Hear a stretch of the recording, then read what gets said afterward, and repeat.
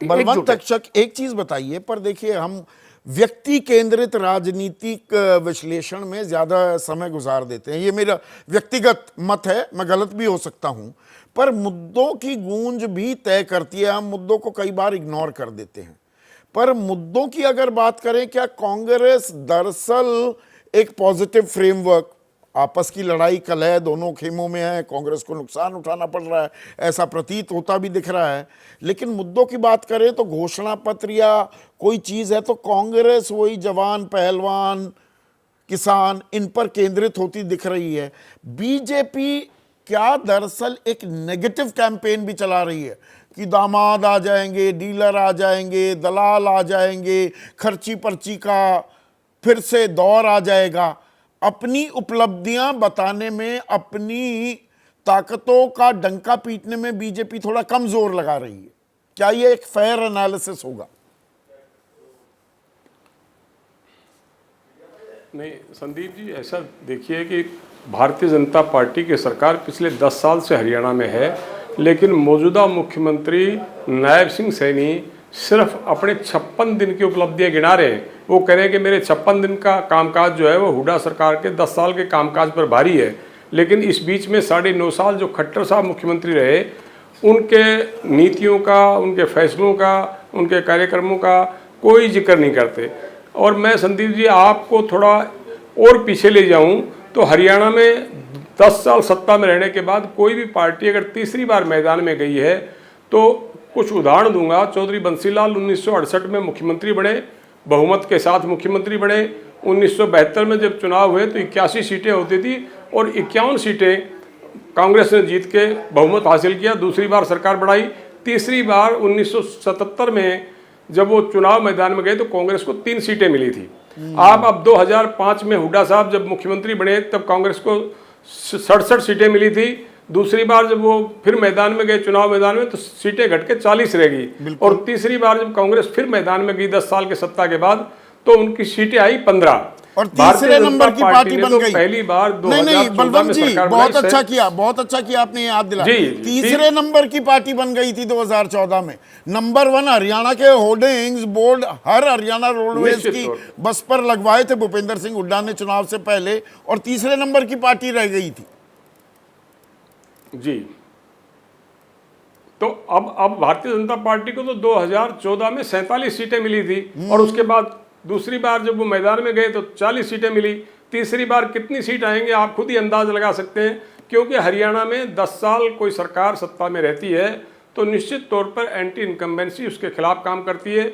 लोग कहते हैं हुड्डा साहब ने 10 साल के राज में जो हमें देना था दे दिया, अब हम आगे चलते हैं। ऐसे ही भारतीय जनता पार्टी की 10 साल के कार्यकाल में जो लोगों को कुछ दिया है सरकार ने, उन्होंने कहा इन्होंने 10 साल में दे दिया जो कुछ देना था, अब आगे चलते हैं हम। तो मुझे लगता है कि पहले तो तिकोनी लड़ाई भी होती थी, इस बार तो भारतीय जनता पार्टी और कांग्रेस में सीधी लड़ाई है, और सीधी लड़ाई में भारतीय जनता पार्टी में फिर एक फैक्टर और आ जाता है जो बलवंत जी, हमारे जैसे दिल्ली वाले जो मीडिया वाले हैं ना जी, जिनको बीजेपी लुटियंस रैली भी कहती है, लुटियंस मीडिया भी कहती है, उनका एक फेवरेट पसंदीदा टॉपिक है हरियाणा के विश्लेषण में Jat versus non Jat factor. तो वो Jat versus non Jat factor काम नहीं करेगा, बीजेपी को कोई फायदा नहीं पहुंचाएगा। नहीं, नॉन जाट फैक्टर अगर काम कर रहा होता तो फिर शैलजा के रूठ के घर बैठने पर भारतीय जनता पार्टी इतनी खुश क्यों थी, बार बार उनको आमंत्रित क्यों कर रही थी कि आप हमारी तरफ आ जाइए। देखिए, दलित और जाट समुदाय, साथ में मुस्लिम समुदाय, साथ में जो किसान सिख हैं, उनका एक गठजोड़ है, और इस गठजोड़ में भारतीय जनता पार्टी कहीं ना कहीं पिछड़े वर्ग के वोटों को जो लेती दिख रही थी उसमें भी सेंध लगी है। 10 साल सत्ता में रहने के बाद आपके पास उपलब्धियाँ क्या हैं कि बिना खर्ची पर्ची के हमने नौकरी दी। मैं आपको कहूँ, हरियाणा पब्लिक सर्विस कमीशन के दफ्तर में, सेक्रेटरी के दफ्तर में 3 करोड़ रुपए पकड़े गए थे डेंटल सर्जन की भर्ती में, और वो बर्खास्त कर दिए गए सीधे। उसके बाद जांच कहाँ गई? वो 3 करोड़ रुपए किसके लिए इकट्ठे किए थे सेक्रेटरी ने? खुद की नौकरी खो बैठा, जिनकी सिफारिशें थी वो नौकरी न लग पाए, और उसके बाद जो जांच शुरू हुई वो जांच वहीं की वहीं है, अभी उसका कोई नतीजा नहीं आया।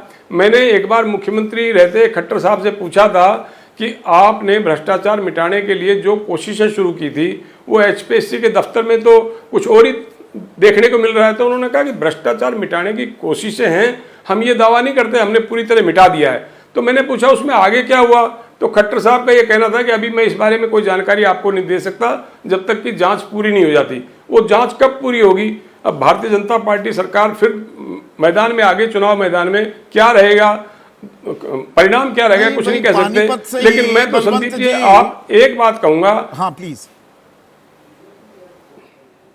जी, मैं तो इतनी कहूंगा कि हरियाणा का मतदाता कभी किसी को चुनाव जितवाने के लिए वोट नहीं डालता है, उसके टारगेट पर रहता है कि हरियाणा किसको है। तो मैं समझता हूं 10 साल के शासनकाल के बाद लोगों के मन में अगर भाजपा के प्रति अगर अच्छा भाव नहीं है या भाजपा की सरकार उनकी उम्मीदों पर खरा नहीं उतरी है, तो निश्चित तौर पर वो भाजपा के खिलाफ वोट देंगे। इसमें एक और चीज में जिसकी कम चर्चा करते हैं, और हरियाणा में सेक्स रेशो बड़ी एडवर्स है, मतलब विकसित राज्य है और मैं भी एक प्राउड हरियाणवी हूं, पर यह हमारी एक शर्मनाक बात है कि सेक्स रेशो इतनी एडवर्स है। महिलाओं को जो सम्मान मिलना चाहिए नहीं मिलता।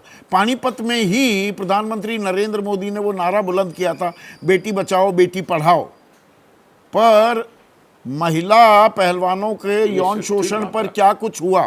और विनेश फोगाट की कांग्रेस में एंट्री, जुलाना से चुनावी ताल ठोकना, जो आधी आबादी है हरियाणा की, और ये आधी आबादी एक बड़ा पक्का मजबूत वोट बैंक रही है प्रधानमंत्री नरेंद्र मोदी का, क्या उसमें जबरदस्त दरारें हैं या वो अभी भी एकजुट है और बीजेपी के साथ है?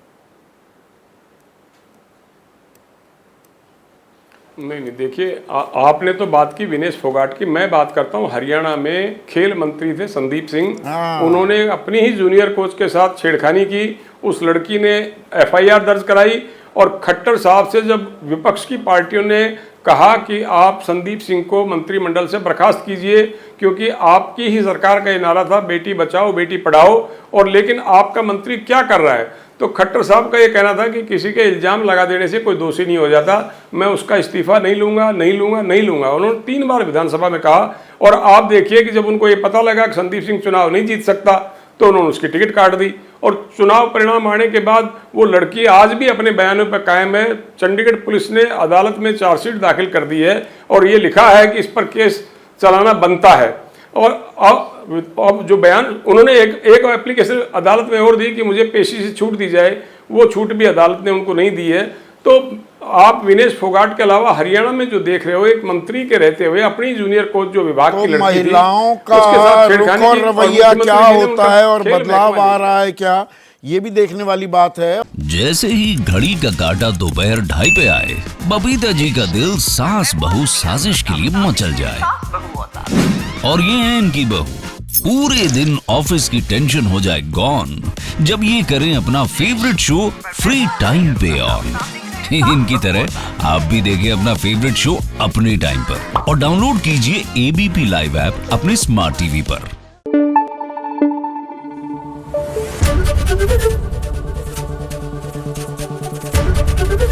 ABP न्यूज आपको रखे आगे।